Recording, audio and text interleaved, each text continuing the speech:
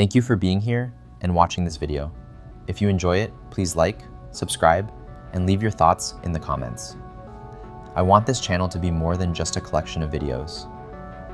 I want it to be a community where we explore fascinating ideas, discuss them openly, learn from one another, and grow together.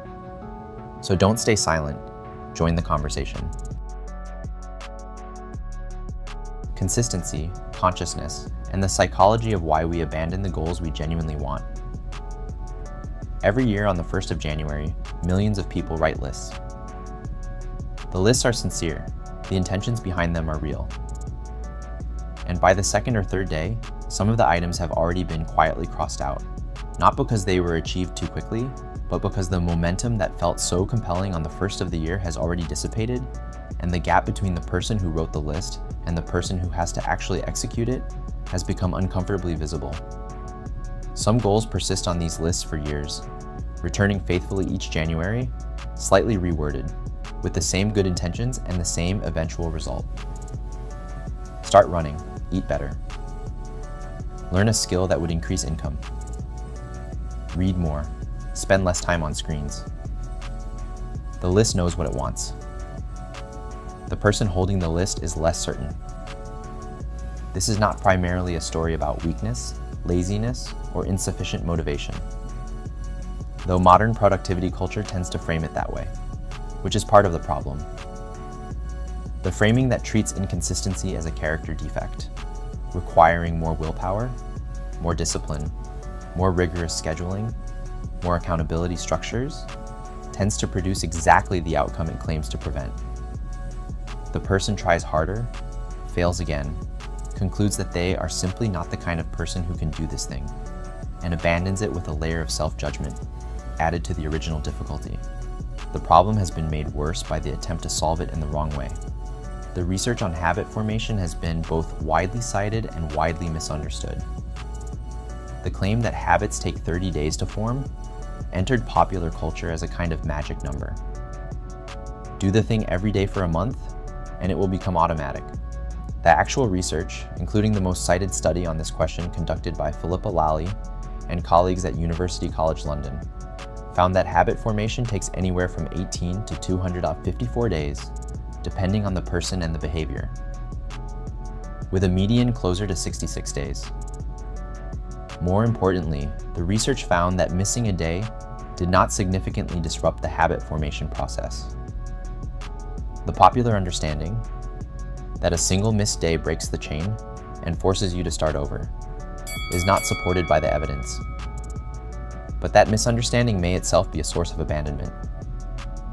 People miss one day, conclude they have failed, and stop rather than continuing from where they left off. But there is a deeper issue than the misreading of habit research. Everyone knows that building a new habit is supposed to take consistent daily effort over an extended period. And everyone who has successfully built a habit knows that this is true. Yet most people still quit. The question is not why they don't know better. They do know better. The question is why the knowledge fails to translate into sustained behavior. And the honest answer points less at willpower and more at fit. Consider the simplest possible comparison. If you love coffee, you drink it every morning without ever setting it as a goal, without tracking it in a habit app, without holding yourself accountable to a commitment, without reminding yourself of the health benefits or visualizing how good you will feel after having it. You drink it because you want to drink it, because the experience itself is rewarding, because the absence of it is noticeably uncomfortable, because your whole morning has been organized around it for long enough that doing it requires less effort than not doing it. You are in this domain perfectly consistent, not through force, but through genuine preference. The contrast with the running goal, or the diet change, or the new skill is instructive. Those things require force. Not occasionally, not in the beginning, when anything new requires more energy, but continuously, day after day, because the intrinsic motivation that would make the behavior self-sustaining is simply not present. The force is doing all the work. And force, as a motivational strategy, has a fundamental structural problem. It depletes. The psychological resource that force draws on what researchers call ego depletion or willpower, is not unlimited. It is consumed by every demand placed on it throughout the day, by every decision, every resistance of temptation, every moment of deliberate self-regulation. By the time the evening run needs to happen, the willpower that was supposed to make it happen may have been spent on a dozen other things. The run does not happen. The next morning, the list is reconsidered. Perhaps the issue is not that people lack discipline. Perhaps the issue is that most goals, as they are typically formulated and pursued, simply do not suit the people pursuing them. The standard list, the one assembled from articles about what successful people do, from social media content about optimal morning routines, from the ambient cultural pressure to be productive, healthy, and continuously improving in specific prescribed ways, is not a list generated from genuine self-knowledge. It is a list generated from aspiration shaped by comparison. This is what people who have good lives do, therefore I should do it too. The logic is understandable.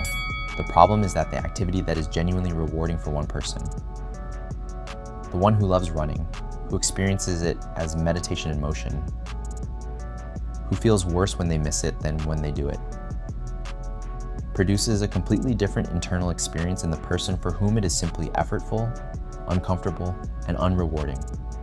The alternative that actually works begins with a different kind of list. Not what you should do, not the optimized, socially validated, productivity culture approved set of practices, but what you would genuinely like to try. What sounds interesting? What has caught your attention not because someone told you it was good for you, but because something in you responded to it? What you might actually enjoy if you gave it a fair chance. This is not the same as only doing things that feel immediately easy and comfortable. There is genuine effort involved in developing competence at anything new. And the discomfort of the learning curve is real. But there is a difference between the discomfort of effort applied towards something you actually want to be doing, and the discomfort of effort applied towards something you are trying to force yourself to want. The first is productive friction. The second is the friction of incompatibility. The psychologist Edward D.C. and his colleague Richard Ryan developed self-determination theory, one of the most robust frameworks in motivational psychology, around exactly this distinction. Their research demonstrated that intrinsic motivation, the kind that comes from genuine interest, genuine curiosity, and the inherent satisfaction of the activity itself, produces qualitatively different outcomes from extrinsic motivation, the kind driven by external rewards, social pressure, or the avoidance of negative judgment. Intrinsically motivated behaviors are more sustained, more creative, more resilient to obstacles, and more likely to develop into genuine competence over time. Extrinsically motivated behaviors require continuous input of the external reward or pressure to continue. Remove the reward, and the behavior tends to stop. The list-making culture of January is almost entirely extrinsic.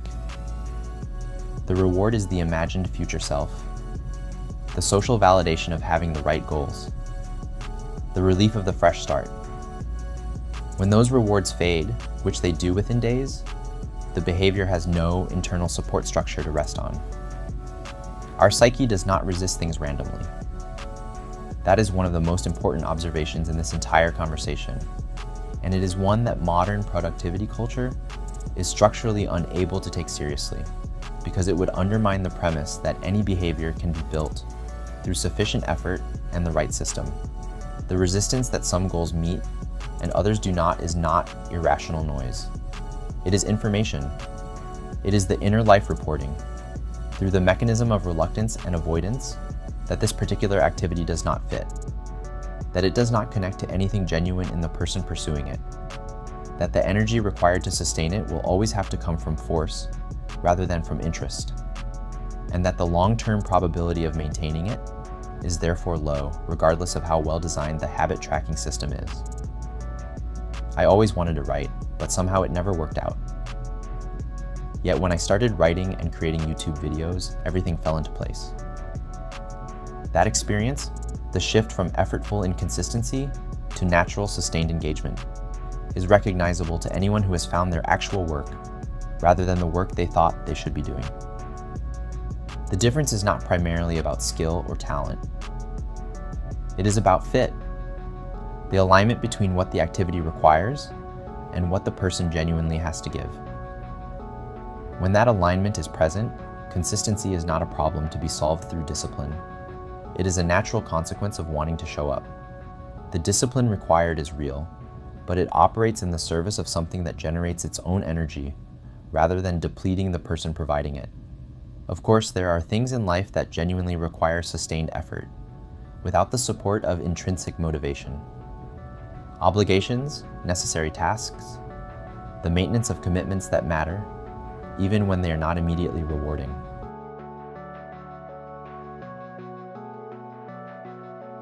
Thank you for watching all the way through. I really appreciate you being here. Let me know what you think about the ideas in this video, and feel free to share your own perspective or advice in the comments. I genuinely like to read it. If you enjoyed this kind of content, please like the video and subscribe. My hope is to build not just a channel, but a community where people explore meaningful ideas, exchange thoughts, and grow together. See you in the next videos. Bye.